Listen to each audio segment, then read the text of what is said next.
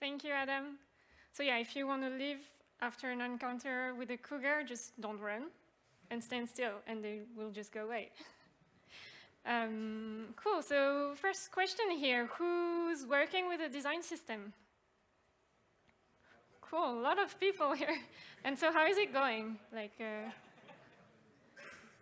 Okay, I see ups, downs, cool.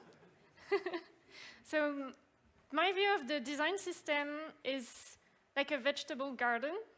You're growing your components.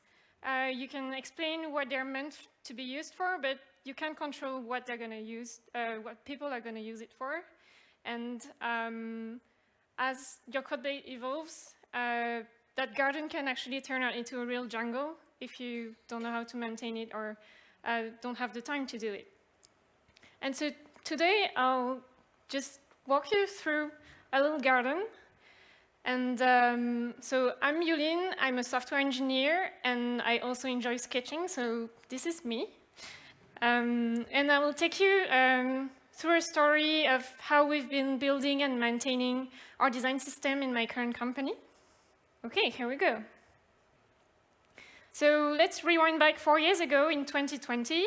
I joined a company named Pigment. We didn't have any product yet on the market, but we were actively working on it. I joined the front-end team, and maybe you don't recognize him, but that's Nicholas. He changed his haircut. And so this was the whole R&D team. We were already 8 developers, and we wanted to build lots of things. We had a great ambition.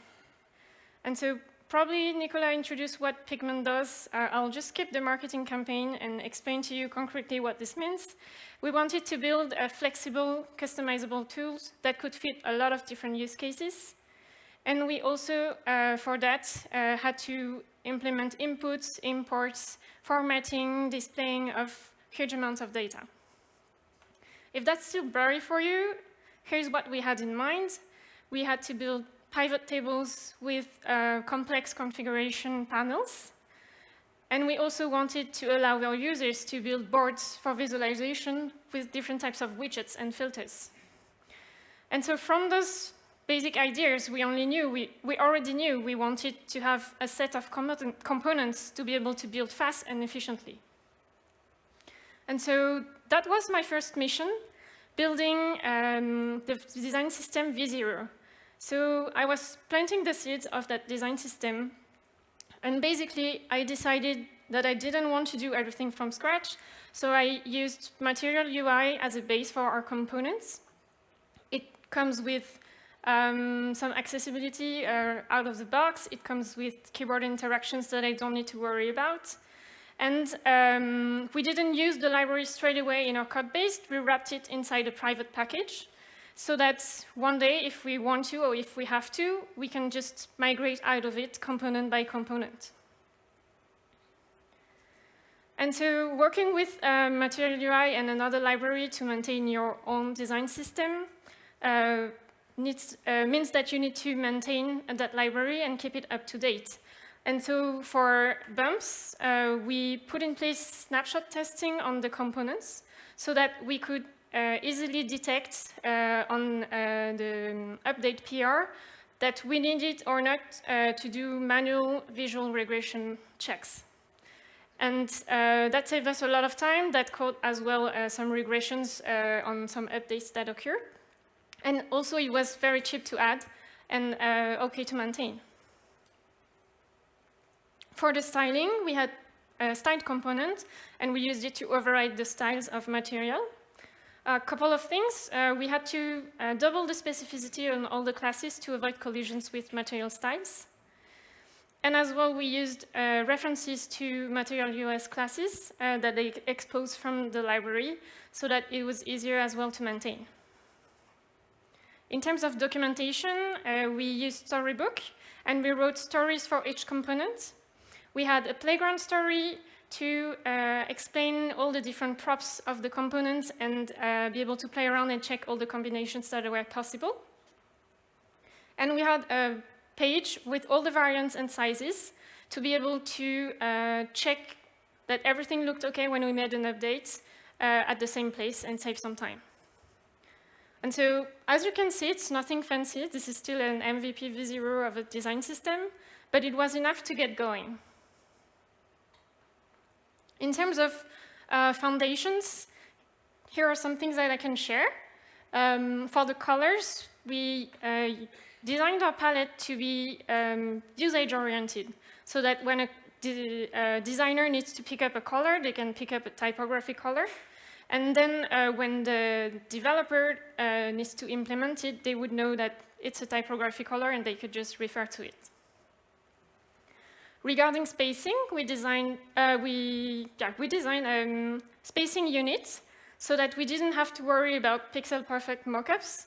The developer would just need to pick the right unit, and it would always look consistent within the code base. For icons, we settled on a naming convention that would match both in the Figma and in the code. And we created a story with all the possible icons, and you could search them by names, and just click on the icon so you were ready just to use it in your code. I think actually this is still not the best setup, so if you have any tips around how to handle icons, making sure the names are correct, or you can find them back, come back to me at the end and tell me what you do. For the components, we just stuck to the basic to be able to build forms and display different types of information. And so basically, this was our design system V0. We had a package library of components. It was documented using Storybook, and the components were mirrored on Figma. And so whenever we needed to build a feature, we would just go to the design system, pick up the components, make some changes along the way if we had to, and we were good to go for the feature.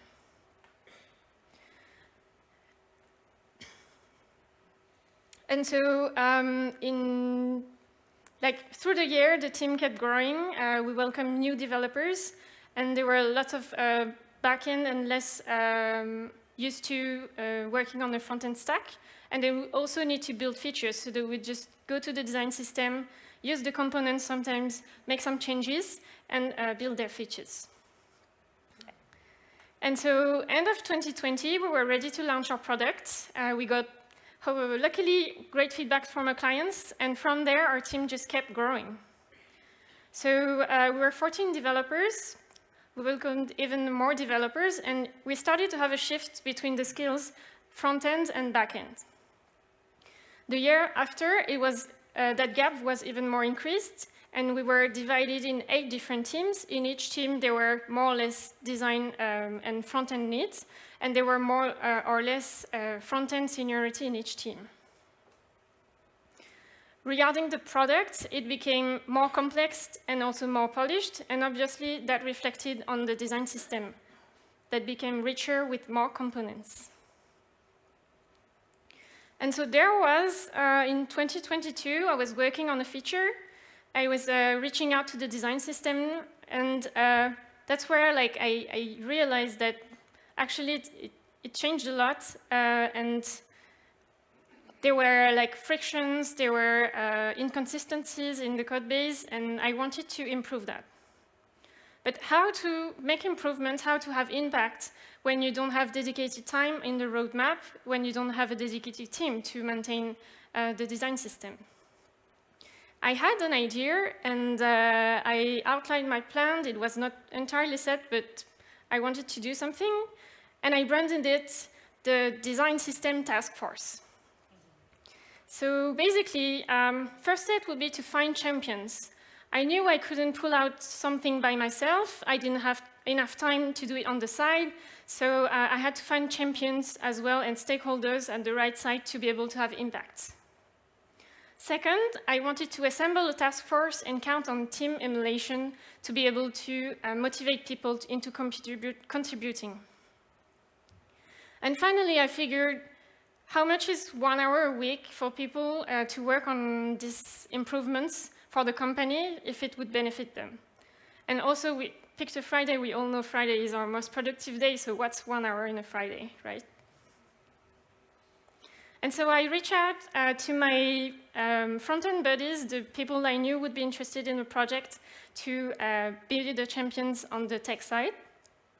And I didn't have to convince them too much to be able to work with me because, well, actually, we wanted to learn from each other. We were not working in the same team, so it was a great opportunity to collaborate. Now that I had my tech champions, I needed someone on the design side. So I reached out to the head of design and asked him if they wanted to join me. And same, I didn't have to convince him too much because he was actually happy that there were some developers that were motivated to make improvements on the design system, and he had already tons of ideas. So now I had champions both on the design side and the tech side. And so we're ready to recruit more people. We ended up recruiting all the designers and a couple of more developers, and we're good to go. So how to start?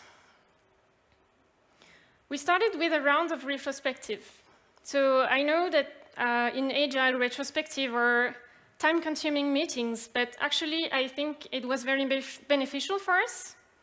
First, because it helped us build trust. We hadn't worked with each other much. Some people are working remote. Some people are more or less junior, so it's maybe intimidating to work with others.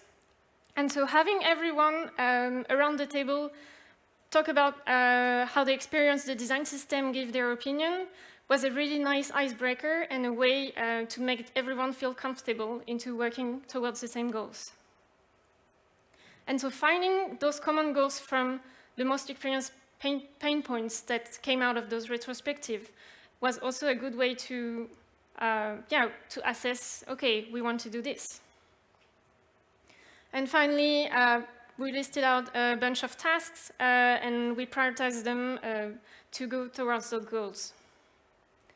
And so those tasks were inside a Kanban board, and the next meetings of the design system task force was about suggesting new ideas, specify what we wanted to do with them, syncing between designers and developers, and also share on our updates and our ongoing tasks. So this works very well for small improvements or design adjustments. It works very well as well for repetitive tasks or things that you could split in little chunks. Because as a developer, well, I guess you all need to work on your feature and then wait for a code review. And so in between that time, you can just pick up a task, a small task, and do it. And regarding more complex tasks that needed technical investigation, or either on the technical side or the design side, those still needed to be pushed in the roadmap because you need to make sure the value is there before actually spending a lot of time on it. And so bit by bit, we wanted to shape that design system, and for that, we set out some ground rules. So we're thinking about what is the design system for a company? What do we want it to bring to the company? And so as we were a fast-growing company, we needed something that would scale, that would help us maintain consistency within the code, but also keep a high quality of design. As there were different profiles working on the front end, more experience in the front end, more UX-friendly people or less UX-friendly people, we also wanted to have a single source of truth for UX good practice. And those made sense all the more that we had limited bandwidth on the design side and no dedicated team on the tech side. With those goals in mind, we defined some general philosophy that would help us make decisions whenever we needed to make a change in the design system. So minimizing the amount of elements that we had to maintain was quite useful when you don't have anyone dedicated for maintenance. Making sure that you reuse and don't customize too much also limits the maintenance. And when you're sure that you want to invest and make a change, then we would make sure to anticipate and try to think of the usage of the component for other use cases. Finally, we wanted to remain very practical when defining the interface of the component to make sure that anyone could use it quickly and it would actually save time to people. And so we worked for a year, and I'm just going to summarize some achievements that we had. On the design side, we created some guidelines for the designers to work with the design system. And basically, it's following our guidelines. So validate the needs, and then defining what the component is going to look like hand in hand with the text, the tech people, so that you can keep a single source of truth. We also wrote a bunch of, like a list of things that are useful for developers so that designers know what they need to integrate within their mockups. On the developer side, it's a bit of a mirror. So we had a guideline as well for them to know how to work with the design system. It's useful for newcomers. It's useful for people that are not used to contributing to the front end very often. And it's the same, so identifying the design system change, confirming that it's necessary, and then make the update. Thinking of the component interface, making sure that it remains practical and that it will be reusable for the next people that are going to use it. There is a focus as well on communication, so documenting it in storybooks so you can share it afterwards with the team and they can know what are the news in the design system. There are two other things that would help both on the design and the handoff. So first, with Storybook, we settled on a consistent layout. So we only have the documentation page where we have all the props and the playground in one place, and people can just play around the different props and find out the different combinations. The same, we had a page with all the different variants. And on Figma's side, there was a huge work on the designer side to be able to align the components' names and props, so you can see that these would fit the props in our code. They also added links to the documentation on our storybook. And basically, that helped us build a little plugin for them to use, so you could inspect your mockup, see the list of components that are used within the design system, and directly open the storybook so you can try out the different props and find out the right variants and combinations that work for your design. And so design system v0 was a package library, storybook as a documentation, and components mirrored in Figma. And so for the V1, actually, we settled on Storybook as a single source of truth. So that means if in the mockups there's something that's slightly different, we would still use the component that's been developed. And that's a changer because it saves us a lot of time on implementation. We had those guidelines. We had a Slack channel as well to help for decision making and have discussions there. We made sure to push significant changes into the roadmap. And, well, all evolution was collaborative and based on different reviews from the people around the task force. And so after that, what did we do? Can I ask a question, like who here likes meetings? Okay. So I think we all hate meetings, and so that design system task force that was taking an hour a week for us actually became like a 15-minute stand-up where we would actually prepare the topics in advance, like, hey, what do you want to discuss this week? And if no one had anything to discuss, we'll just skip the meeting. And so in the end, we moved from 1 hour meeting to 15 minutes to fully async communication. We were leveraging that design system channel on Slack to be able to have all the discussions. And we would do like small meetings from time to time if we needed to discuss it in a meeting or by voice. And any people that was working, so you were reviewing a pull request, you're seeing a change in the design system, you can redirect them to the channel and say, hey, please communicate or exchange. I think maybe there are other ideas around this change. So basically, the design system lives around this channel that we set up.